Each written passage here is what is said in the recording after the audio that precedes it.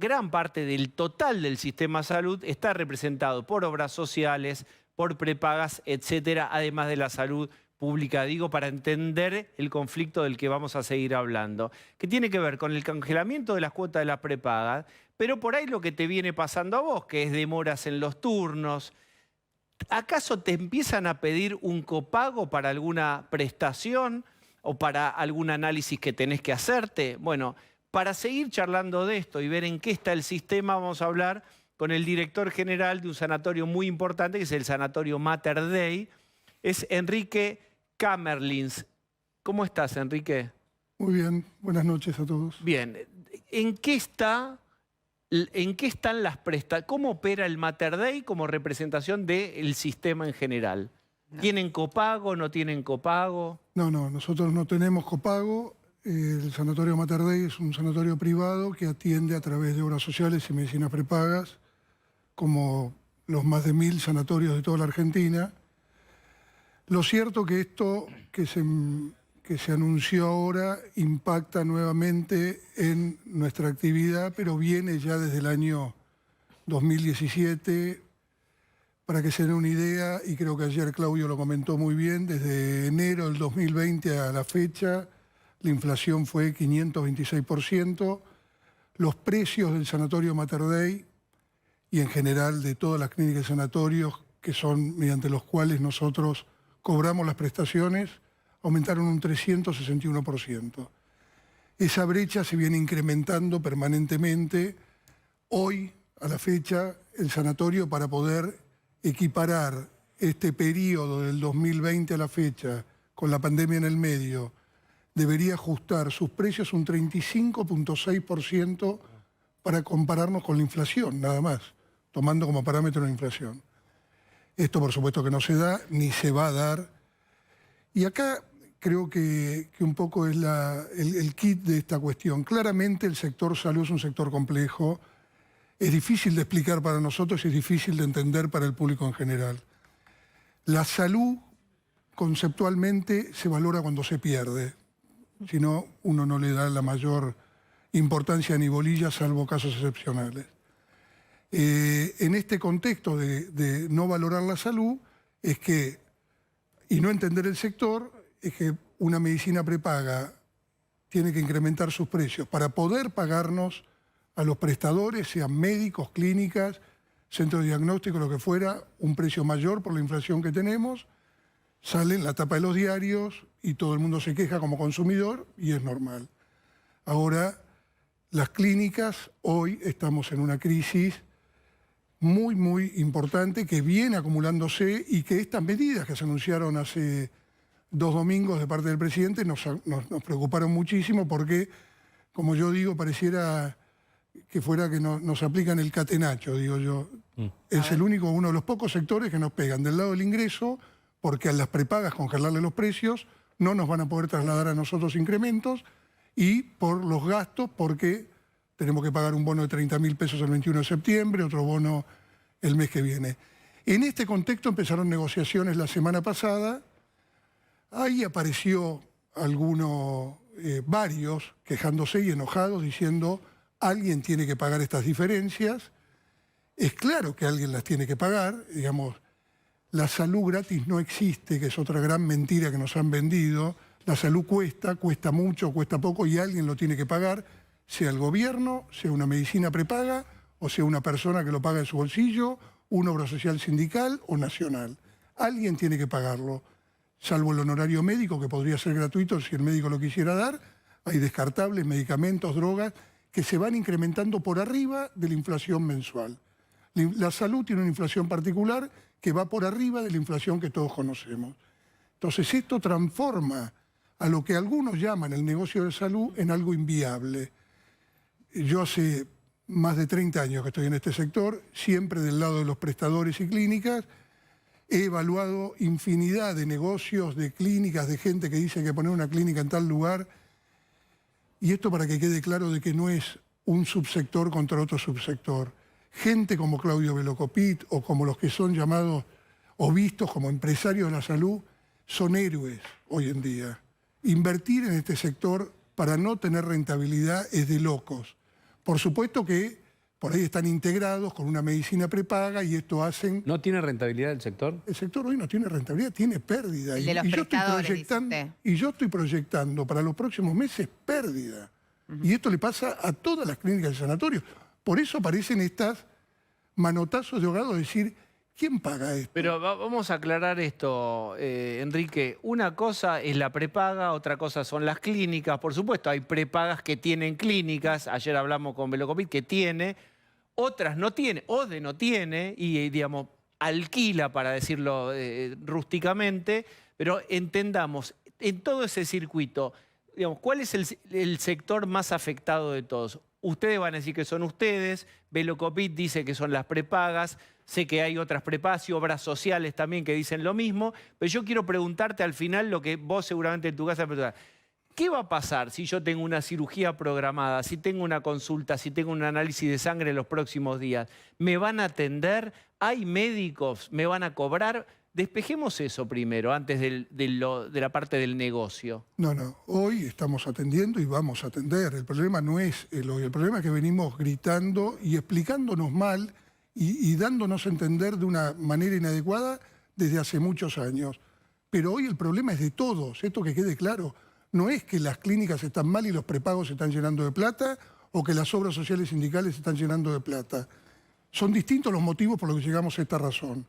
Ha habido un incremento de prestaciones, de drogas caras, de medicamentos, de tratamientos sin mucha eficacia demostrada, que alegremente se decían lo tiene que cubrir el PMO, que es este plan médico obligatorio, que lo han llenado de prestaciones y que todo lo tiene que pagar. ¿Quién? La obra social y la prepaga, sin importar el costo, en muchos casos sin importar la eficacia, en otros casos con eficacia demostrada.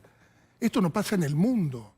En Estados Unidos no pasa, en Inglaterra no pasa, en Cuba no pasa, en Europa no pasa. Hay sistemas más sociales, sistemas más comerciales, pero en ningún lado se da el nivel de prestación médica que estamos dando. Usted dice que tiraron tanto de la cuerda que ahora está en riesgo ese nivel de prestación, ese nivel de el problema no es servicio. hoy, Diego.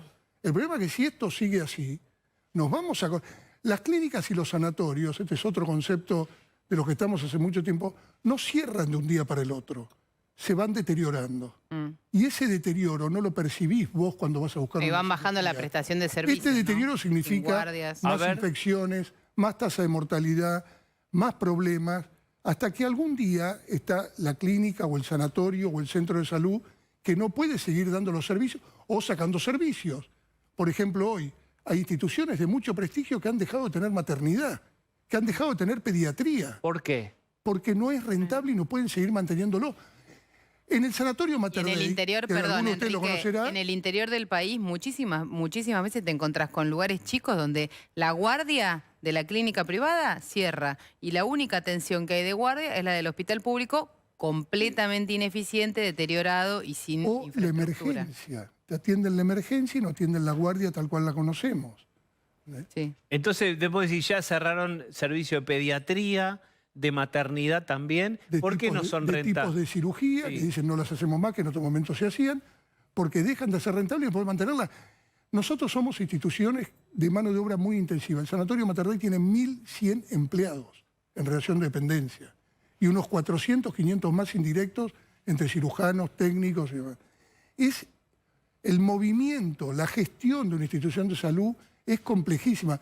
Peter Drucker, hace como 20 años, se metió en el sector salud y dijo, nunca vi un sector tan complejo de gestionar como una clínica ¿Y o cómo un sanatorio. paga el bono de 30.000 pesos para 1.100 personas con la prestación o el costo de la prestación congelado? Bueno, por eso te digo, nos pegaron del lado del ingreso porque los prepagos no pueden aumentar, entonces no me van a poder trasladar incrementos para poder hacer frente a estos incrementos, este bono o los incrementos paritarios que nos piden permanentemente y que son totalmente lógicos y razonables. Cuando se habla, en el último tiempo se viene hablando mucho de la falta de especialistas, de la falta de residentes, que no hay residentes para cubrir.